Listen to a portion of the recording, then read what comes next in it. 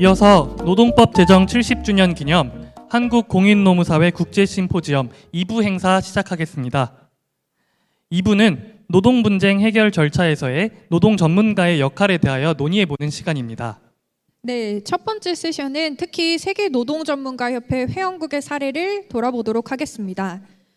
코로나19 팬데믹이 불러온 노동시장의 변화 속에서 새로운 형태의 노동 분쟁이 증가하고 있습니다. 갈등 양상과 그 해결 절차, 그 안에서의 노동 전문가의 역할 등을 고찰하는 시간을 가지려고 합니다. 해외 사례를 참고하여서 노동 분쟁 해결 절차에서 공인노무사의 권한과 역량을 강화하는 제도를 개선할 수 있는 통찰력을 얻어보려고 합니다. 아울러 자리에 계신 동시통역기에 대한 안내를 드리겠습니다. 동시통역기는 채널 1번은 한국어, 채널 2번은 일본어, 채널 3번은 이탈리아어로 제공되고 있습니다. 앞에 계신 버튼을 눌러서 동시통역기 사용하시면 되겠습니다. 이제 이왕구 회장님에게 소개를 부탁드리겠습니다. 네, 큰 박수로 맞아주시기 바랍니다.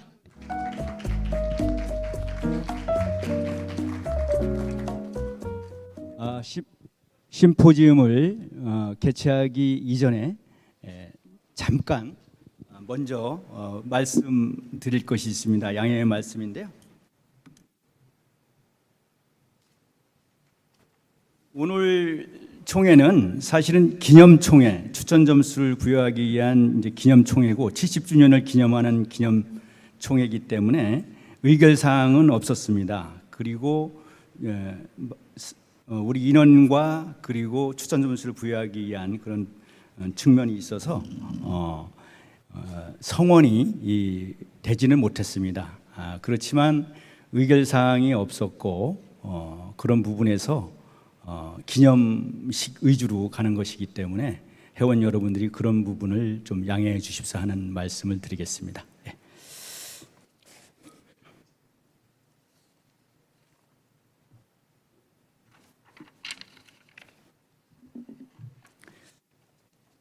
안녕하십니까. 국제 심포지움 세션 1 노동 분쟁의 해결 절차에서의 노동 전문가의 역할을 진행을 맡은 한국공인노무사회 회장 이황구입니다. 아시다시피 날이 갈수록 점점 복잡해지고 있는 노동 분쟁 절차에 있어서 한국의 공인노무사 그리고 세계 각국의 노동 전문가가 하는 역할의 중요성은 점점 커지고 있습니다. 아울러 각 나라별로 법과 제도에 따라 노동 분쟁을 전담하는 기관 그리고 분쟁이 해결되는 절차가 상이합니다. 우리는 각 나라별로 노동 분쟁의 양상과 그 속에서 노동 전문가의 역할을 알아보기 위해 이 세션을 기획하였습니다. 그럼 우선 한국의 노동 분쟁 해결 절차와 공인노무사의 역할에 대해서 설명드리도록 하겠습니다. 참고로 PPT 자료가 띄워질 것인데요. 그 부분을 눌러지면서 설명을 하겠습니다. 이거를 넘겨주기로 했는데, 이거를 넘겨주기로 했는데요. 컨텐츠는 뭐 다양한데 이거 봐주시고요. 노동 분쟁의 특성과 노동 분쟁의 해결 절차의 특성에 대해서 먼저 말씀드리기 전에 올해는 노동 분쟁 해결에 관한 노동위원회법이 제정된 지 70주년을 맞이했습니다.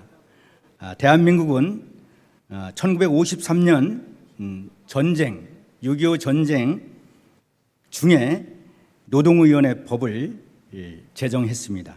그리고 노동조합법 그리고 근로기준법도 당해년도 1953년에 제정했습니다. 이것은 사법 절차 이외에 일종의 준사법기관으로서의 행정위원회, 특별하게 노동위원회의 중요성을 고려해서 다른 어떤 법보다도 가장 먼저 제정된 것이라고 할 수가 있습니다. 한국의 특성이자 한국의 노동 분쟁이 상당 부분 근원적으로 해결되는 화해 중심의 원만하게 해결되는 중심으로 잘 해결되는 그런 과정에 촉매제 역할을 했다 이렇게 말씀드릴 수가 있겠습니다. 노동 분쟁의 특성은 PPT에서 보시는 바와 같이 우리 삶에서 대단히 중요한 것입니다. 생존권과 관련되어 있기도 하고 인격권과 관련되어 있다는 특성이 있고요. 또 근로자는 열악한 지위에 있습니다. 사용자보다는 대등하지 않는 지위의 특성이 있고 또 계속성, 반복성, 이례적이고 단순한 어떤 일반적인 채무 관계하고 다른 측면이 있다 이렇게 말씀을 드릴 수가 있고, 그러니까 또 집단적, 조직적 성격을 가지고 있다 이런 말씀을 드릴 수가 있겠고요. 그리고 이 세션에서도 자세히 논의를 하다시피 스마트워크와 같은 기술 발전으로 일하는 방식이 끊임없이 변화하고 노동관계 양상이 매우 다양해지고 복잡해지고 있기 때문에 단편적인 법규범이나 법원의 판결만으로 분쟁을 해결할 수 없는 특성이 있다고 할 수가 있겠습니다. 바로 이런 특성이 있기 때문에 노동 분쟁의 해결 절차도 또 특성이 있게 만들어지고 있습니다. 일반 쟁송 절차보다는 다음과 같은 점이 특별하게 노동 분쟁에 대해서는 고려가 되어야 된다고 생각합니다. 일단 노동 분쟁을 간이하고 신속하게 해결해야만 하는 그런 장치가 필요하다. 이런 것들이 중요하겠고요. 노동 분쟁이 길어지다 보면 근로자는 포기하고 말게 됩니다. 그리고 두 번째로는 분쟁 해결에 드는 비용이 또 적어야 합니다. 그리고 또 나아가서 공정한 정부기관의 후견적 역할이 필요하다고 생각합니다. 사용자에 비해서 근로자는 증거의 편제성, 이른바 정보의 비대칭성 이런 것들이 있기 때문에 공공적 역할을 하는 그런 공공 부분에서의 공정하고 객관적이고 또한 후견적인 역할들이 필요합니다. 바로 이상과 같은 여러 가지 특성을 고려해서 이것이 노동위원회의 특성이기도 하고 또 앞으로 더 발전시켜 나가야 될 ADR, 화해 조정 중재와 같은 일도 양단의 끝까지 법리적 투쟁을 거치는 것이 아니라 앙금없는 해결, 원초적인 해결, 그리고 신속하고 비용이 적게 드는 해결책을 동원하는 것이 국민민복, 특별하게 근로자에게 이롭다 이렇게 말씀드릴 수가 있겠습니다. 따라서 대한민국은 노동분쟁 해결 절차 4페이지 보시면 노동위원회 제도를 채택해서 공인노무사들을 또한 이 부분에서 역할을 많이 부여하고 있습니다. 근로자뿐만 아니라 사용자를 대리해서 분쟁 해결에 크게 기여하고 있습니다. 대한민국의 노동 분쟁 해결 절차는 분쟁 사안의 성격에 따라 개별적이고 집단적 노동 분쟁으로 크게 대별할 수가 있는데, 다음에서는 개별적 노동 분쟁 절차를 간단하게 먼저 말씀드리겠습니다. 페이지 5페이지를 넘어가시면 처음에 이제 임금 체불이 가장 심합니다. 지금 우리 한국은 대략 1조 3천억 정도의 임금 체불이 또 발생하고 있는데요, 매년. 임금 체불에 대한 진정을 제기할 수 있고 또 더 나아가서 진정에서 해결되지 않을 때는 고소로 전환돼서 노동청에서 해결될 수 있습니다. 그때 우리 공인노무사가 근로자뿐만 아니라 사용자까지 대리해서 여러 가지 서류와 작성과 그 권리 구제에 만전을 기할 수가 있겠습니다. 최근에 이것과 관련해서 대법원 판결이 아주 우리의 기대를 저버리는, 특별하게 근로자의 권익에 반하는 그러한 판례들이 나왔는데요. 노무사의 고소대리권 내지 의견 진술권을 배제하는 그런 판결들이 나왔는데, 이 부분에 대해서 저희들이 국회 환노위에 우리 노무사들에게 노동관서에서의 고소대리권, 정확히 이야기하면 의견 진술권에 대한 포괄적인 규정을 가질 수 있게끔 입법안이 제기되고 있습니다. 이 부분이 앞으로 조속히 환노위에서 다뤄지길 바라고, 또 나아가 여기 계신 오늘 또 회장님들, 전문자격사단체뿐만 아니라 우리 왈프 세계 전문 노동 전문가 여러 회장님들도 좋은 발언과 지지를 해주시기 부탁드리겠습니다. 그러면 임금 체불은 그 정도로 하고요. 또 대지급금이라고 과거에 체당금이라고 하는데 사실상 도산 파산 등으로 인해서 퇴직금이나 임금을 받지 못했을 때 일정 부분에 한해서 국가가 선지급하고 그런 부분을 근로자를 위한 그러한 제도가 있습니다. 그럴 때 우리는 근로자뿐만 아니라 또 사용자까지 대리해서 적절한 공격과 방어 수단을 갖추고 있습니다. 두 번째 7페이지, 8페이지로 넘어가시면 7페이지 노동위원회 해고, 징계 등 부당한 인사처분과 관련 처분에 대해서 노동위원회에 구제 신청을 할 수가 있습니다. 그리고 또 차별시정, 비정규직에 대한 차별시정까지 우리 노무사들이 할 수가 있습니다. 그런 부분이 또 특별하게 우리 한국의 노동법에서 우리 공인노무사들에게 주어진 그런 권한이라고 말씀드릴 수가 있겠습니다. 9페이지에 보시면 근로복지공단의 산업재해보험 신청을 대리할 수가 있습니다. 산재사고, 일하다가 다치는 사람들에 대해서 여러 가지 보험 구별을 지급받을 때 근로복지공단의 각종 청구, 또 서류 작성 이런 것들을 우리가 제출할 수가 있고요. 그리고 모든 이런 것도 다 사용자와 또 근로자 동일하게 대리권을 행사할 수가 있습니다. 다음에 중요한 집단적 분쟁 해결 절차를 이제 살펴보겠습니다. 집단적 분쟁 해결 절차는 우리 한국에 뭐 다른 나라에도 있을 수 있습니다만은 특별하게 한국의 특수성이 드러나는 노동위원회의 특장점이 발현되는 그러한 또 영역이 아닌가 이렇게 생각합니다. 특별하게 단체 교섭, 노조가 단체 교섭을 행하거나 또 협약을 체결할 때 저희들이 사건을 의인받아서 대리할 수가 있습니다. 그리고 더 나아가서 노동조합이 복수노조 시대에 이제 들어와서는 교섭 창구 단일화에 대한 그러한 신청을 또 노무사들이 이렇게 참여해서 해결해 나갈 수가 있습니다.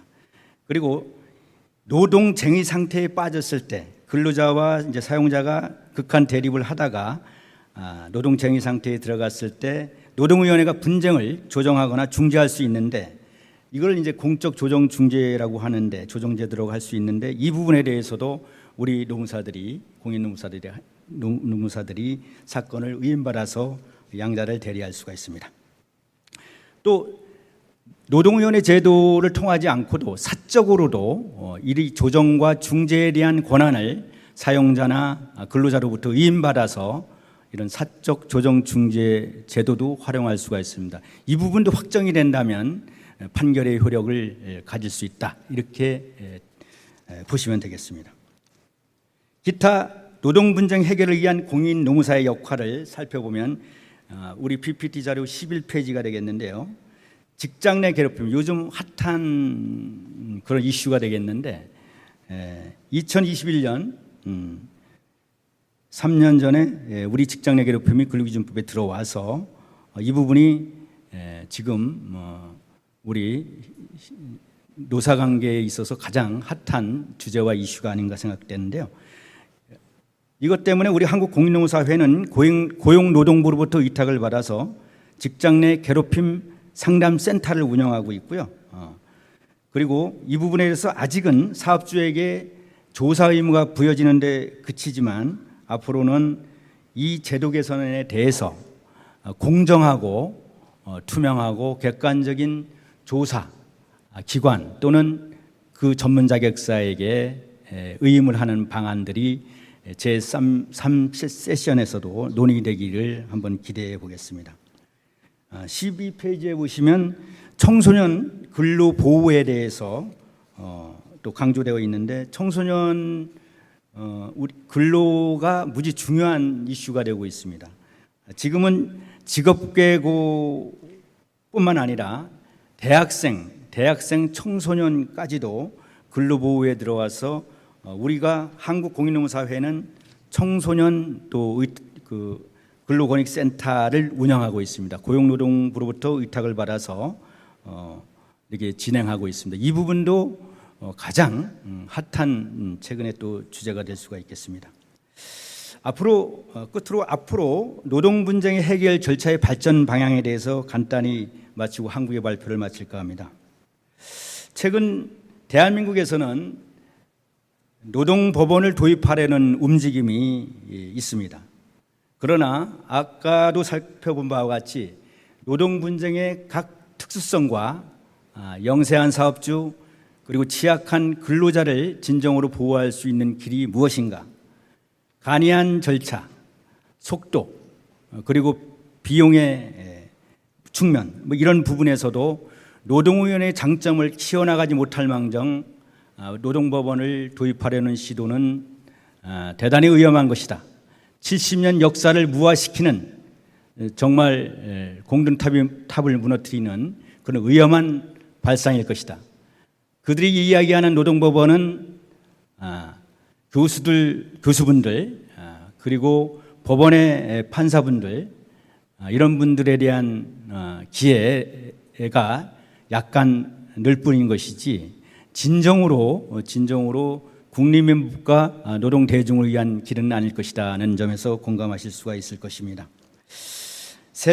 또한 세계적인 흐름은 이미 ADR 시대가 도래했습니다.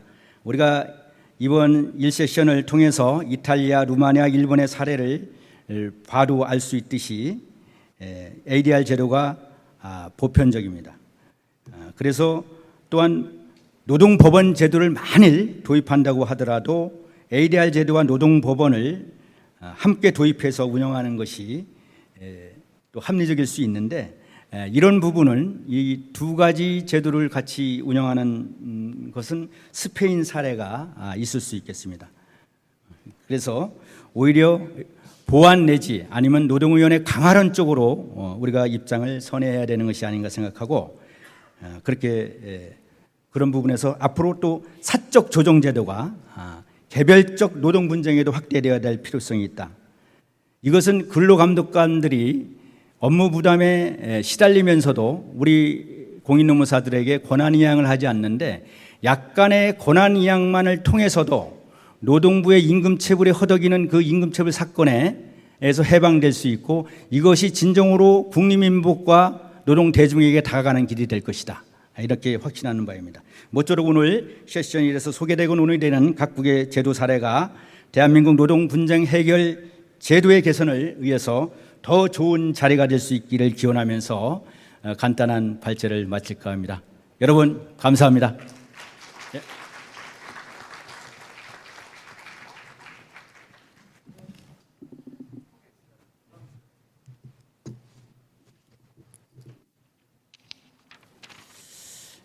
이제 한국의 발표는 마쳤고요. 다른 나라의 사례에 대해서 알아보도록 하겠습니다. 첫 번째 순서는 세계 노동 전문가 협회 의장국인 이탈리아에서 발표를 진행해 주실 건데요. 이탈리아 콘슐레티 델 라보로 이탈리아 협회죠. 이탈리아 협회의 지오반니 마르칸티오 사무총장이 진행해 주겠습니다. 큰 박수 부탁드리겠습니다.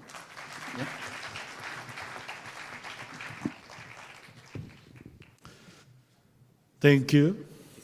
Oh no, I don't have a show. Thank you. Thank you all. Thank you, Mr. President, for your hospitality. I'm really happy to be here.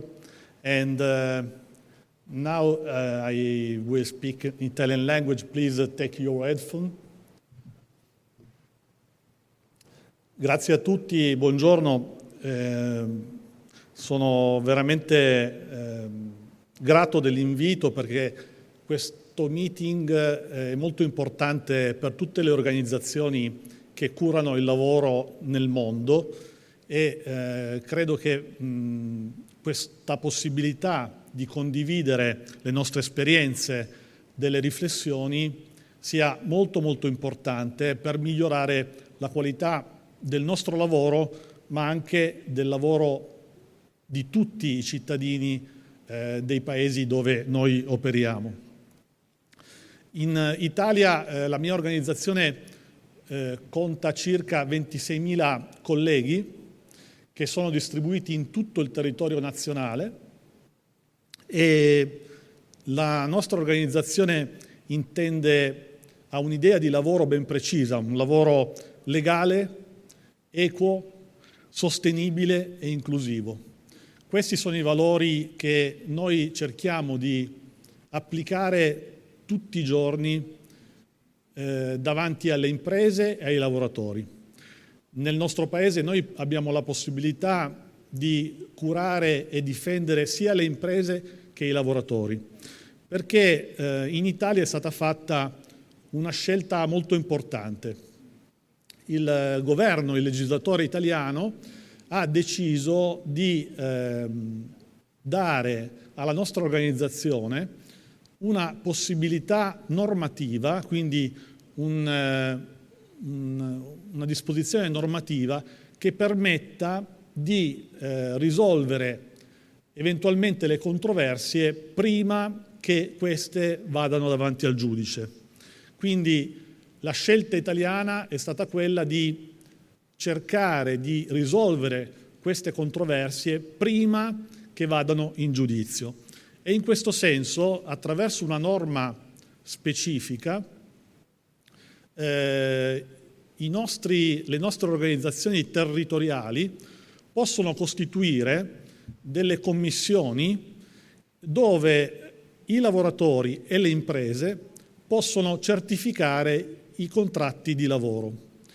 Certificare i contratti di lavoro vuol dire sottoporre a una giuria composta da consulenti del lavoro una valutazione tecnico-giuridica sia della coerenza di quel contratto con il contesto normativo, sia e soprattutto della volontà delle parti che intendono costituire quel contratto.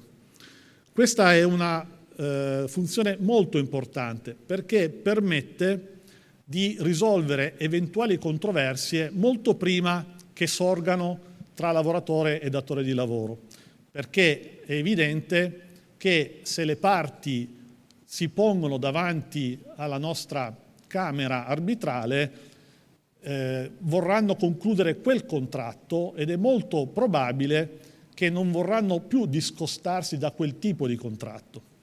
Ecco, tengo a sottolineare che questa è una procedura che è prevista dalla legge italiana e quindi questa legge ha attribuito alla nostra organizzazione un potere sussidiario molto importante che si può sostituire evidentemente al giudice perché si colloca prima del fatto che il lavoratore o l'impresa vadano davanti al giudice per risolvere le proprie controversie.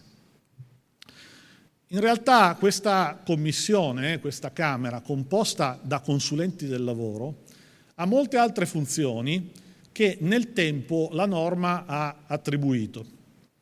In questa Camera è possibile anche risolvere, sempre prima dell'intervento del giudice del lavoro, le eventuali controversie in materia di licenziamento attraverso la possibilità di offrire una somma o una conciliazione al lavoratore prima che questo licenziamento in qualche maniera venga contestato davanti al giudice. Questa è un'altra funzione molto, molto importante perché permette di risolvere anche quando il rapporto cessa la controversia prima che si vada in giudizio.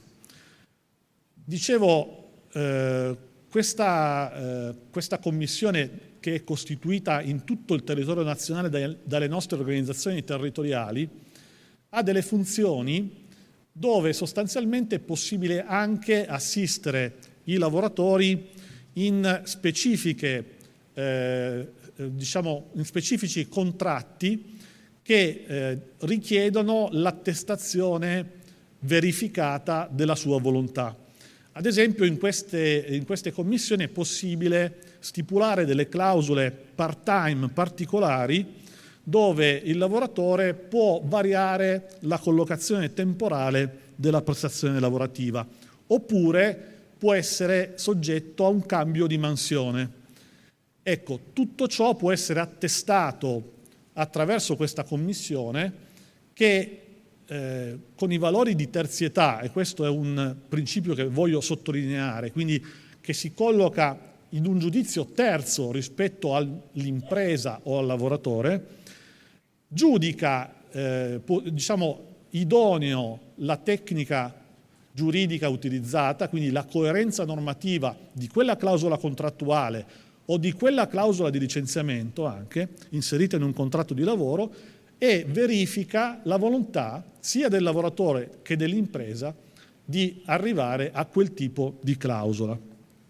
Ecco, io credo che queste siano funzioni molto molto importanti che nel diritto comparato, per quanto ho potuto apprezzare almeno all'interno dell'Unione Europea, non sono così comuni, anche perché, ripeto, è un potere sussidiario normativizzato, cioè inserito in un contesto di legge che gli dà quell'autorevolezza e quella ufficialità che è necessaria per appunto risolvere queste controversie di lavoro, e addirittura in queste sedi è possibile per il lavoratore rassegnare in maniera verificata le dimissioni da un posto di lavoro, per verificare ad esempio che queste dimissioni non siano state poste con un obbligo da parte del datore di lavoro.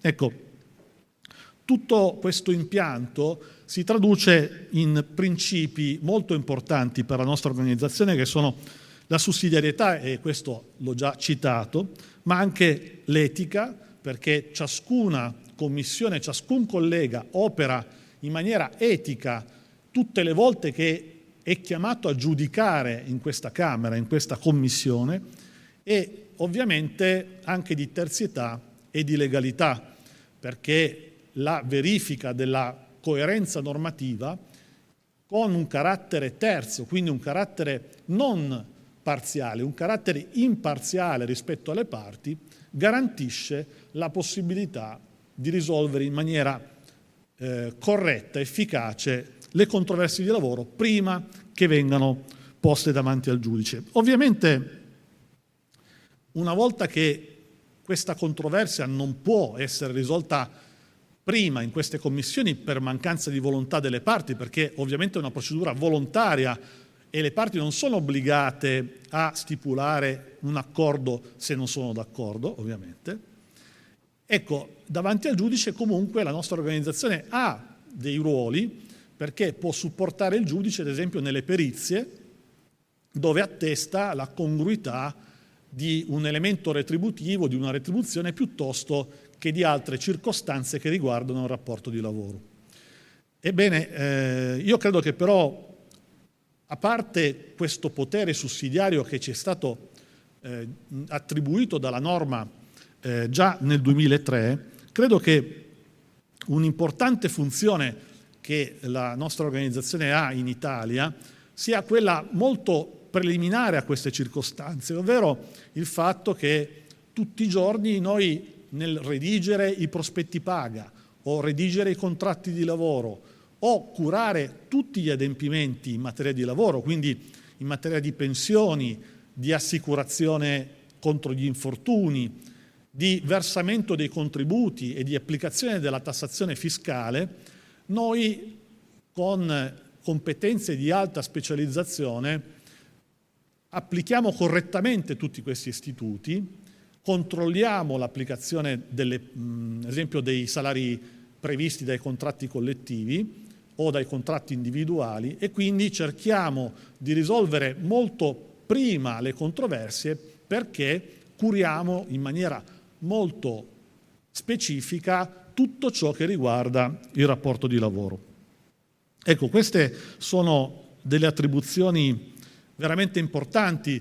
Noi abbiamo anche la possibilità di assistere i datori di lavoro e i lavoratori nella possibilità di redigere dei contratti. In Italia il 98% dei lavoratori è coperto da contrattazione collettiva, cioè in Italia sostanzialmente quasi la totalità dei lavoratori ha un contratto collettivo per il settore in cui lavora. A questo contratto collettivo si aggiunge un contratto individuale che però deve contenere i requisiti minimi che il contratto collettivo dispone per quel settore. Ecco perché noi in Italia non abbiamo un salario minimo, però sostanzialmente il salario minimo è quello previsto dai contratti collettivi, perché a tutti i lavoratori per legge va applicato il salario previsto dalla contrattazione. Questo è un sistema di tutele per i lavoratori e le imprese, ma è un sistema che è alimentato anche dalla nostra organizzazione, in quanto noi assistiamo anche, dicevo, le imprese e i lavoratori nel redigere questi contratti. E quindi queste sono altre funzioni molto, molto importanti.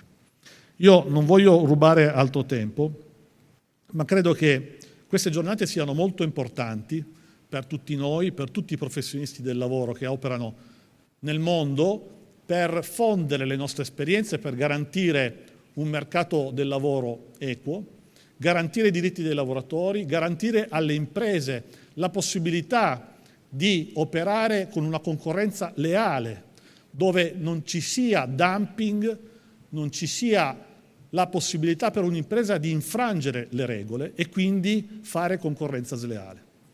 Tutte queste attribuzioni sono nella natura dei consulenti del lavoro, nelle attribuzioni di tutti gli operatori che si occupano del lavoro, a testimonianza del fatto che è importante scrivere delle leggi corrette, efficaci, semplici, accessibili, ma è anche molto molto importante curare e sostenere coloro che applicano queste leggi come i consulenti del lavoro. Grazie a tutti. Thank you all. 네, 지오바니오 마르칸티오 사무총장님 고생 많으셨습니다. 다음은 세계 노동 전문가 협회 부의장국이자 우리 한국 공인노무사회와 오랜 교류를 맺어오고 있는 일본의 사례를 듣겠습니다. 발표는 일본 사회보험노무사 연맹의 아키푸미 고토 부회장님이 해 주실 것이고요. 큰 박수로 시작하겠습니다.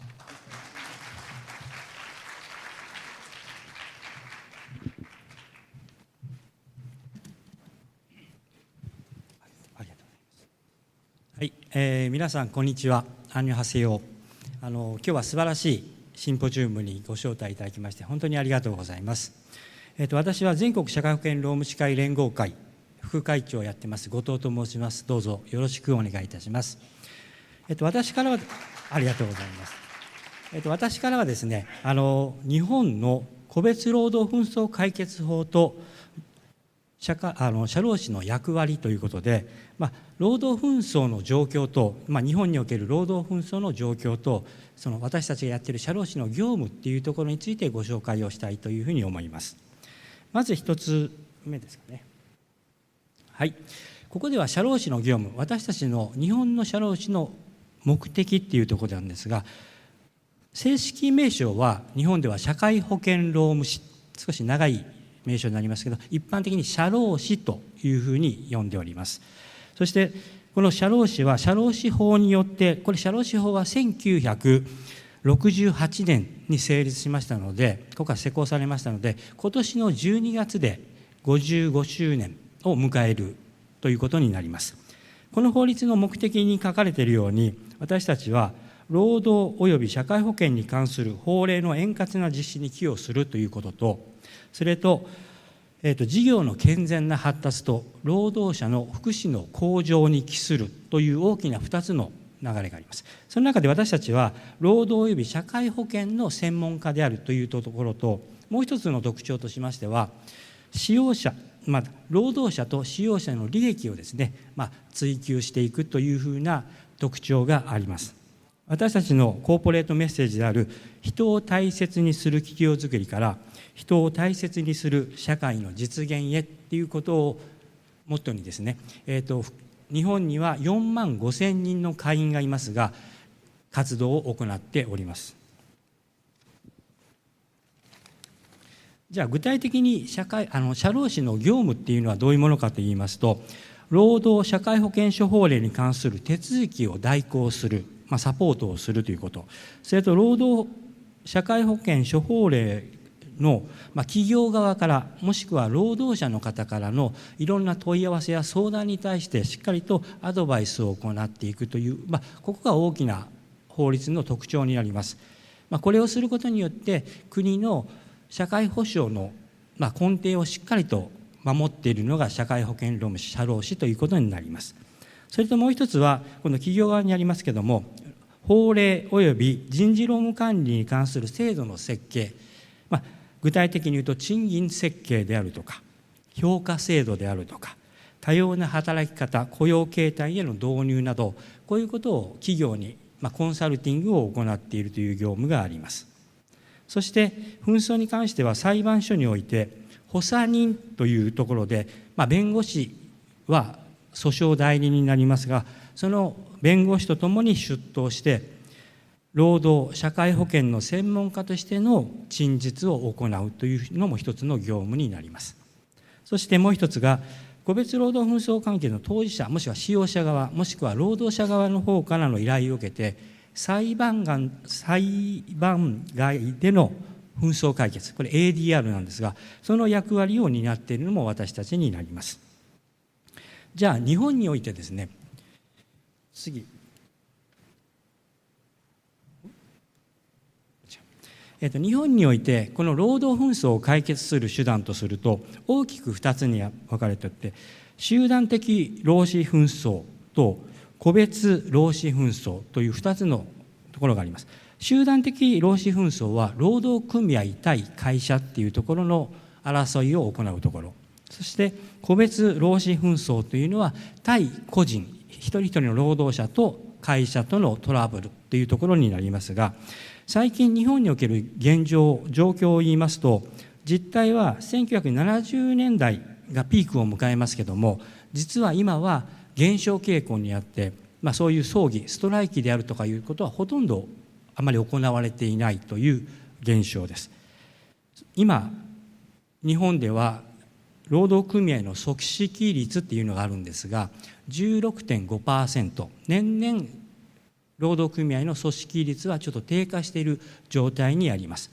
その分この個別労働紛争が、いろいろ日本も長期的なちょっと不況じゃないですけど経済成長の停滞がありますが、この中で非常に非正規労働者の割合が増えたり、もしくは多様な働き方個別的な人事制度の導入などから非常にですね個別の労使トラブルというのは非常に増えている状況で、国が行っている、労働局というところが行っているところでは125万件の相談が寄せられているというふうに個別の件数がすごく増えている状態になります。その内容はといいますと、日本ではいじめとか嫌がらせ、いじめ嫌がらせがやっぱナンバーワンで、その次にあるのが労働契約の終了の時点、解雇であるとか退職、これ退職はやめられないとかそういうところなんですが、そういうところ、それともう一つがやっぱり労働条件の変更です。労働条件を不利益に変更される、そういうところが大きな労働問題の原因になっているというところになります。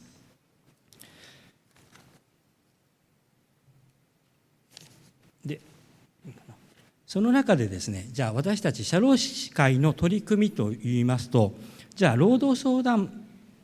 総合労働相談所というのを私たち社労士会が運営をしております。これは日本に47都道府県っていってそれぞれの地域があるんですが、そこに1箇所ずつ無料相談所を作っております。そしてそこで労働相談等を幅広く受け付けておりますけども、こう特色があるのは労働トラブルの問題だけではなくて、年金であるとか医療保険の問題であるとか、またここでは幅広く、相談を受け付けております。ここは無料で行っています。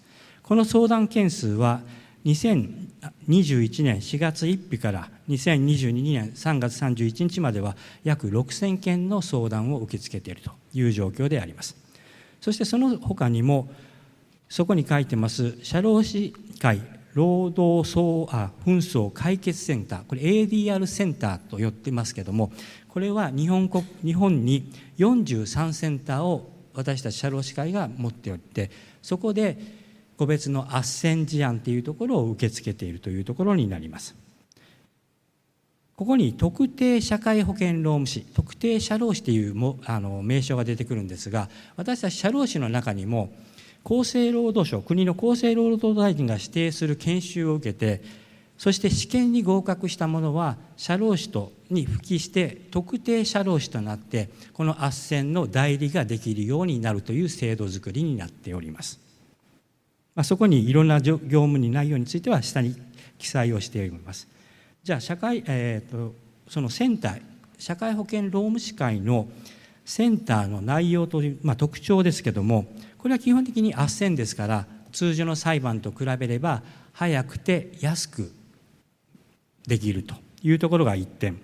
それと国の労働局というところもこの斡旋制度を持っていますけども、そこはですね、基本的には9時から5時までといって、それともう一つは土曜日と日曜日と休日は休んでいるという状況の中で、私たちセンターではその時間外、それ以外の時間に対応する、もしくは土日休みの日にも対応するというきめ細やかな対応を今やっているというところになります。具体的なと、ここですね、具体的なと、そして基本的に今費用がかかるというと、そこのセンターを活用するための費用というと、だいたい1000円から1万円ぐらいの費用がかかるけども、実際上1000円、2000円、日本円でですね、1000円、2000円ぐらいが一つの目安で、28カ所ではもう無料でこの斡旋センターを行っているという状況でございます。そこに今現れたのが相談センターにおける斡旋の手続きというところになりますが、基本的に一番上に書いてますその個別労働紛争関係、まずは先ほど言いました相談書を持ってますので、そこで相談を受け付けたら、その相談内容から斡旋で解決するのにふさわしいと思った場合については、そこの相談 ADR センターを活用していただくと。それだけではなくて、直接 ADR センターに相談に来る方もいます。そこで受け付けて、いよいよそのセンターでの斡旋になりますが、基本的にそのセンターでは先ほどちょっと説明をしましたけども、特定社労士というものが基本的には代理に入り、代理に入ることもありますし、斡旋をする斡旋委員という人がいるんですが、その人はこの特定社労士で構成されている。ただしそこには弁護士会、弁護士との連携をもとに 3人で斡旋を行うという形態をとっているというところになります。で、結びに最後になりますけども、今午前中に会長がお話したように、私たちの日本ではですね、基本的に今トラブルは結構増えてきてるんですが、私たちの役割とすると、そのトラブルを直で解決するよりも、そのトラブルが起こらないような職場環境づくりというところをやっぱりメインに行っています。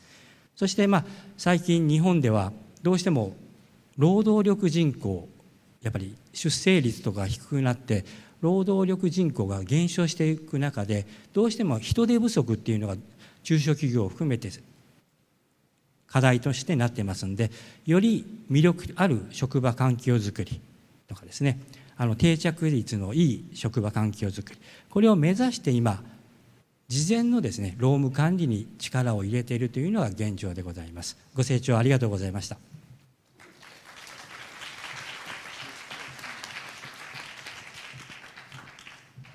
다음은 최근 한국공인노무사회와 가장 적극적인 협력과 교류를 이어가고 있는 루마니아 사례를 들어보도록 하겠습니다. 발표는 루마니아 우넬룸의 대변인을 맡고 있는 찌프리앙 아우렐이 해주시겠습니다. 코르넬리오 벤체 프레지던트 자료가 수정이 됐군요. 죄송합니다. 자, 다시 한번 코르넬리오 벤체 회장님 박수 한번 쳐주세요. 고맙습니다.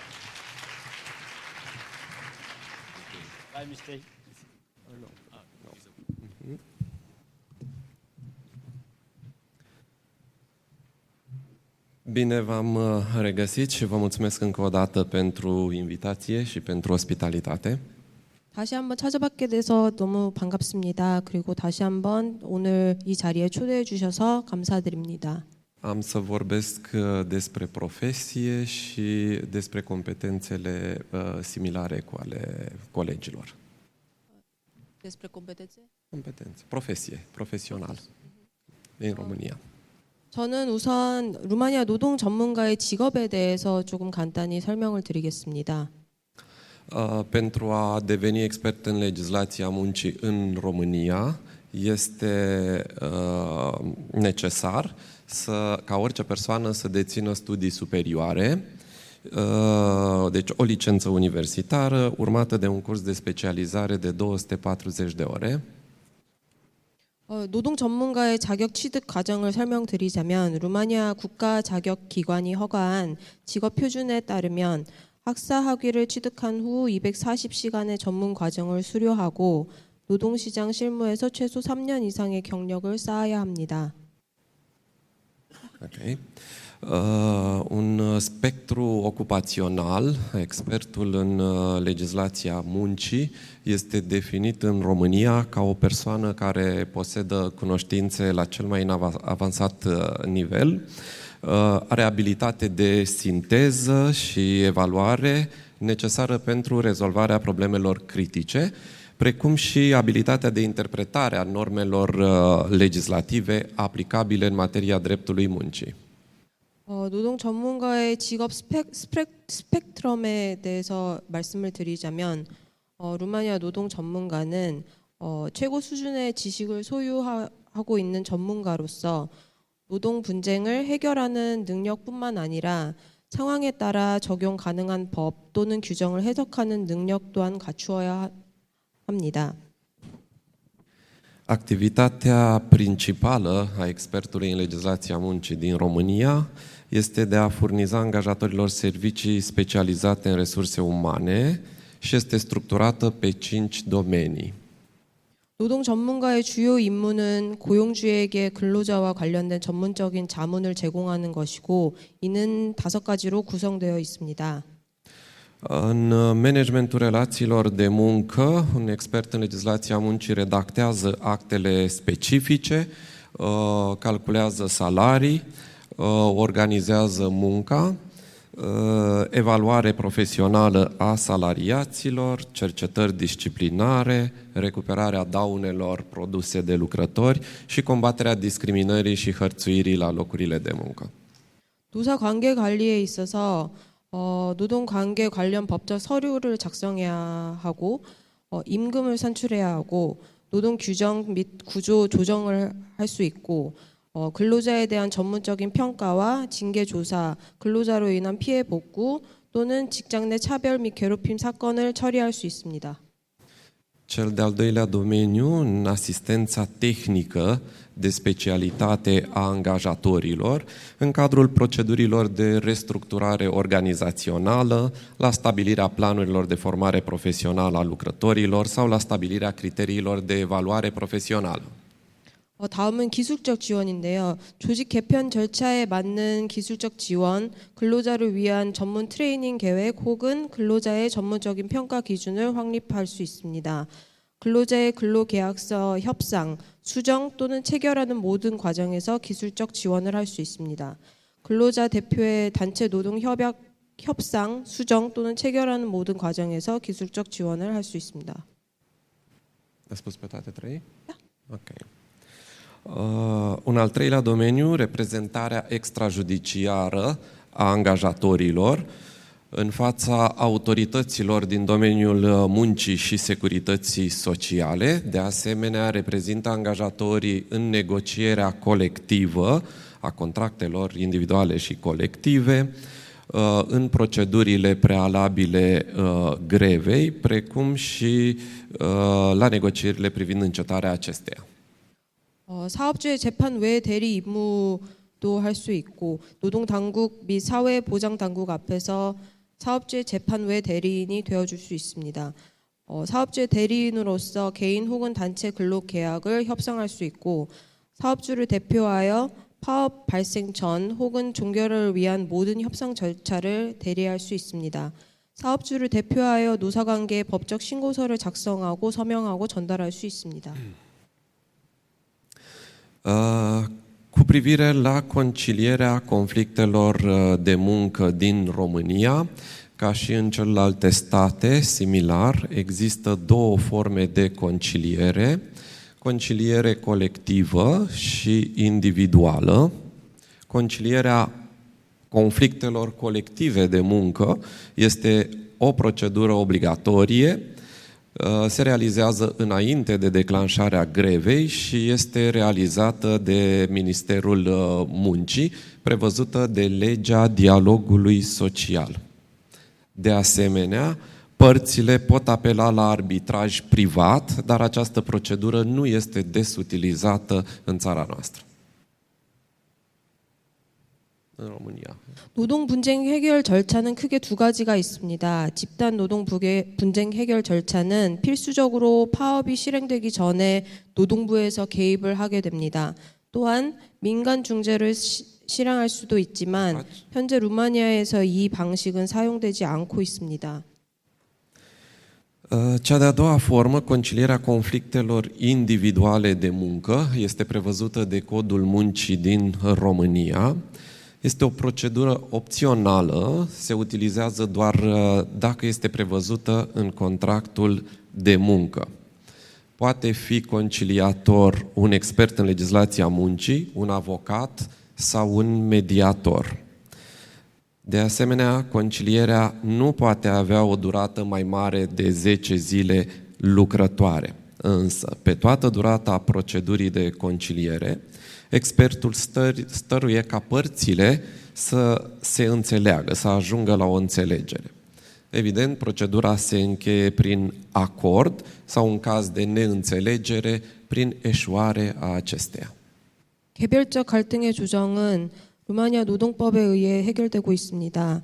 이것은 선택적 절차입니다. 근로계약서에 명시된 경우에만 사용되고 있습니다. 중재를 하는 사람은 노동 전문가일 수도 있고 변호사일 수도 있고 중재인일 수도 있습니다. 이런 절차는 신속하게 처리되어야 하며 10일을 넘기면 안 됩니다.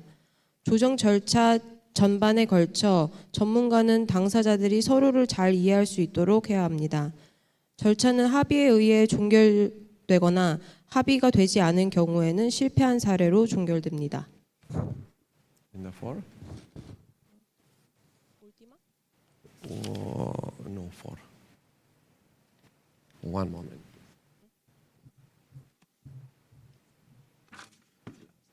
나.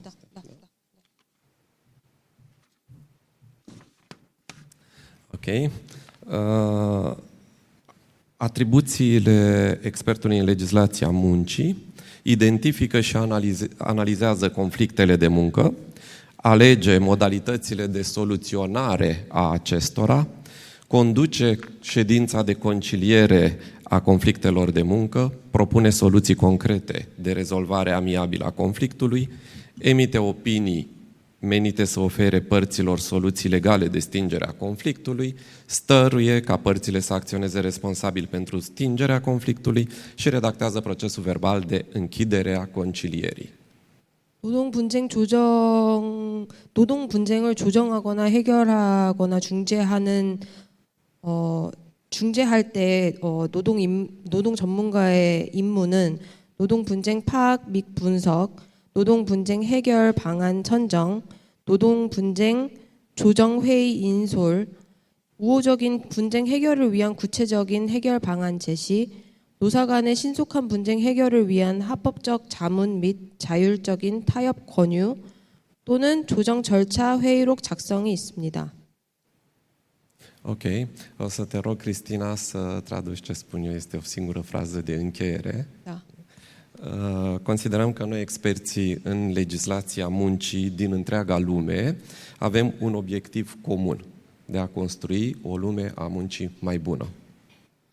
저희 전 세계에 있는 모든 노동 전문가들이 공통점이 하나 있는데요. 그것은 저희가 전 세계 어느 국가든지 더욱 밝은 노동시장의 더욱 밝은 미래를 만들어 나가는 것이라고 저는 생각합니다. Mulțumesc. 감사합니다. 다시 한번 큰 박수 부탁드리겠습니다. 벤츠 회장님이십니다.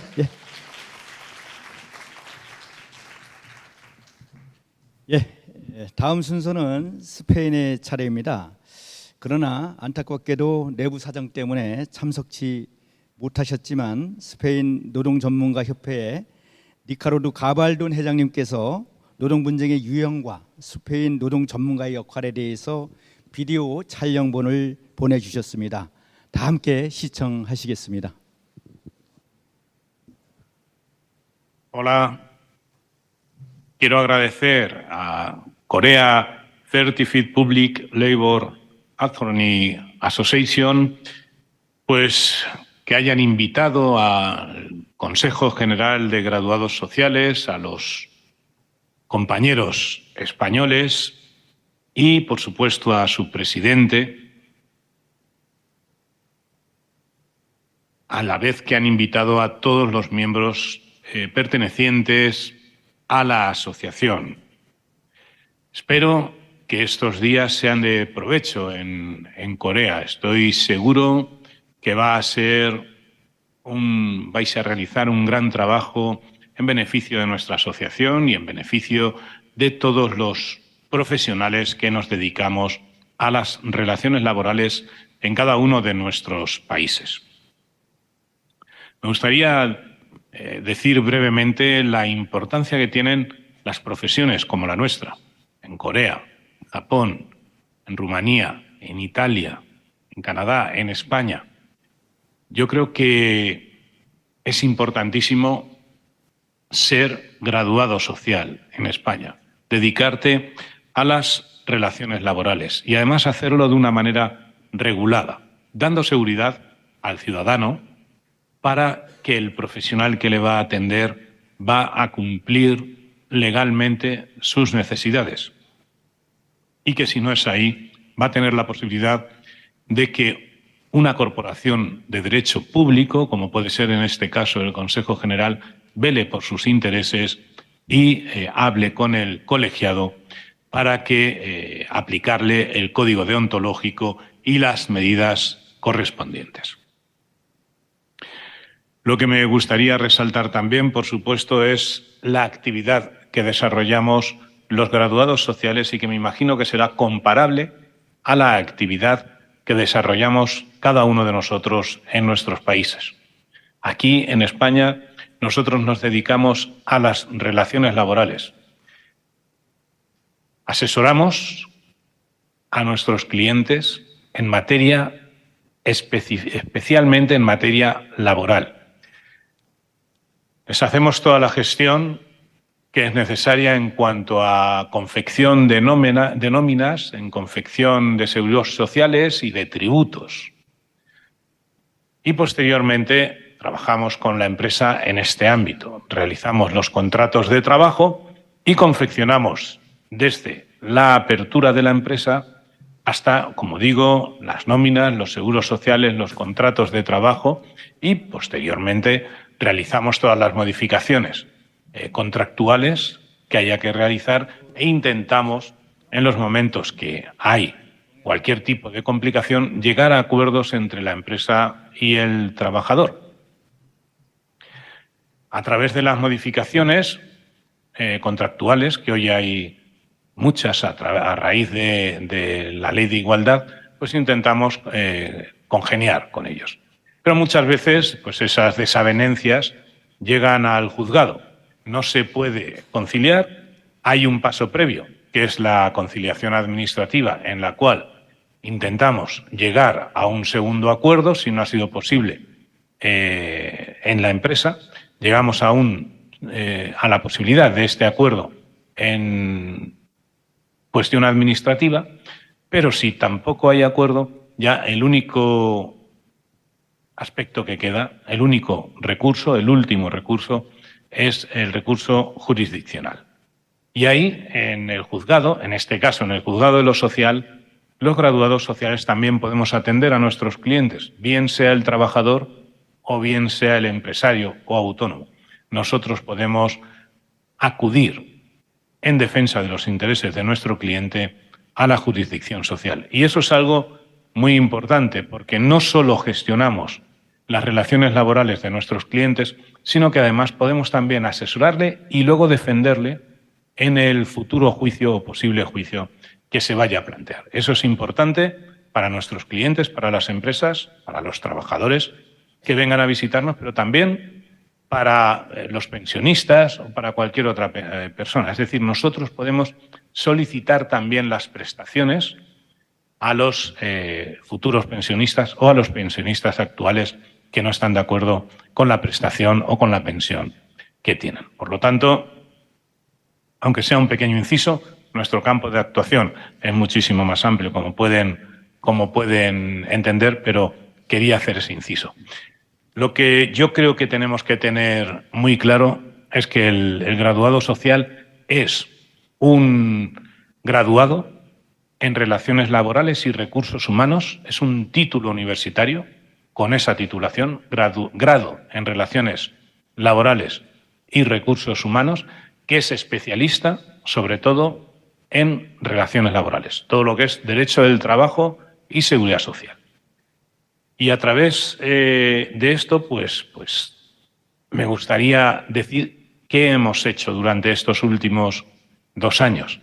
Creo que será similar a lo que ha pasado en otros países. Durante estos últimos 2 años hemos estado trabajando intensamente en favor de nuestros clientes, en favor de los ciudadanos, en favor de las empresas, de las pymes, de las micropymes, de la pequeña y mediana empresa y de los autónomos.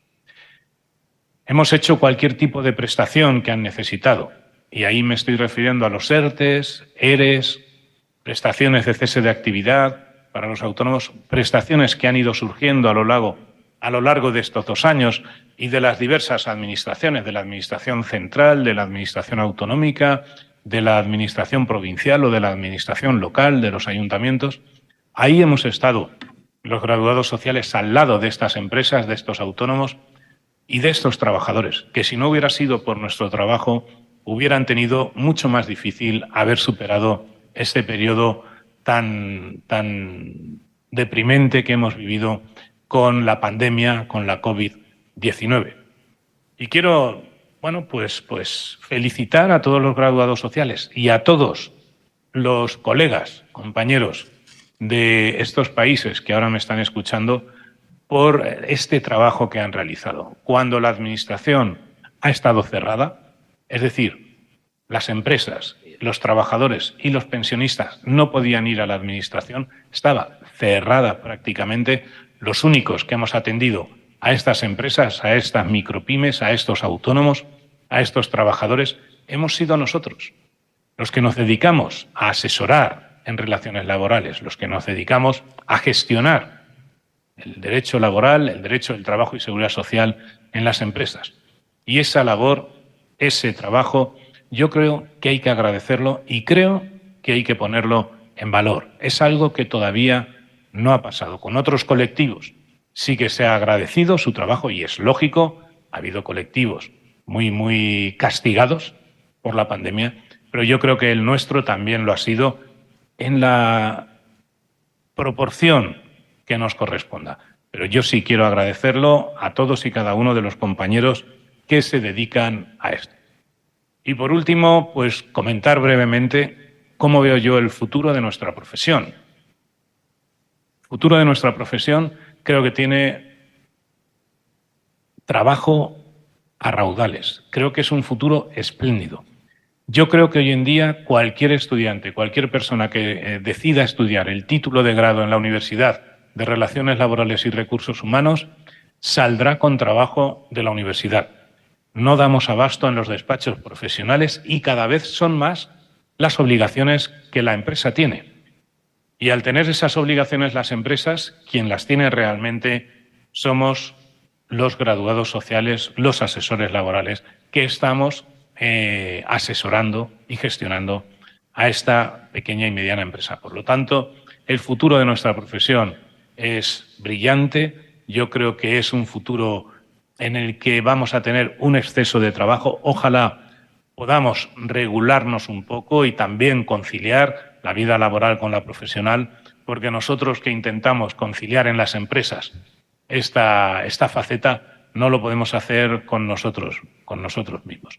Y creo que este futuro que yo estoy viendo para nuestra profesión lo tenemos que hacer notar también en Europa, puesto que esta profesión, la de las relaciones laborales, la de los colegas que me estáis viendo, todos los que estáis viendo, los consulenti en Italia, los colegas rumanos, en Japón, en Corea, en Canadá y en España, creo que en la Unión Europea, en el conjunto de Europa, tenemos que hacerle valor.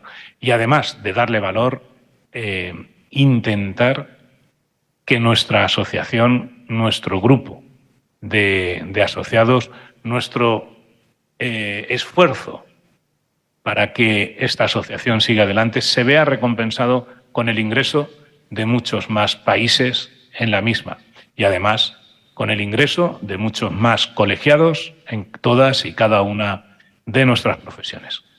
Me despido y reitero mi agradecimiento por la posibilidad que se me da para manifestarme de esta manera ante todos vosotros y reiterar también la felicitación, porque estoy seguro que este congreso va a ser un éxito y lamento profundamente no estar en persona como hubiera sido mi intención. Muchas gracias a todos.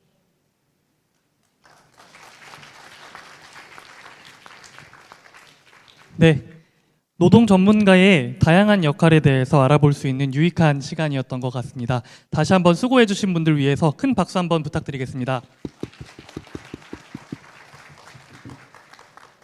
이어서 휴식 시간을 가질 텐데요. 휴식 시간 가지기 전에 두 가지 안내사항 좀 드리겠습니다. 2부의 끝 순서에 마련되어 있는 세션 3가 끝나면 Q&A 시간이 마련되어 있습니다. Q&A 시간을 위한 질문은 화면에 휴게 시간 동안 띄워진 QR코드 또는 벽면에 붙여진 QR코드 포스터를 통하여 접수를 받고 있습니다. 질문하시고 싶은 사항이 있다면 QR코드를 통하여 접수하여 주시기 바랍니다. 그리고 이번 행사에 참여해 주신 분들은 2시간까지 무료 주차가 가능합니다. 복도에 나가 있는 접수기를 통해 주차 접수를 하시면 됩니다. 네, 이어서 2시 반까지 휴식 시간을 가진 뒤에 다음 순서로 이어가 보겠습니다. 잠시 후에 뵙겠습니다.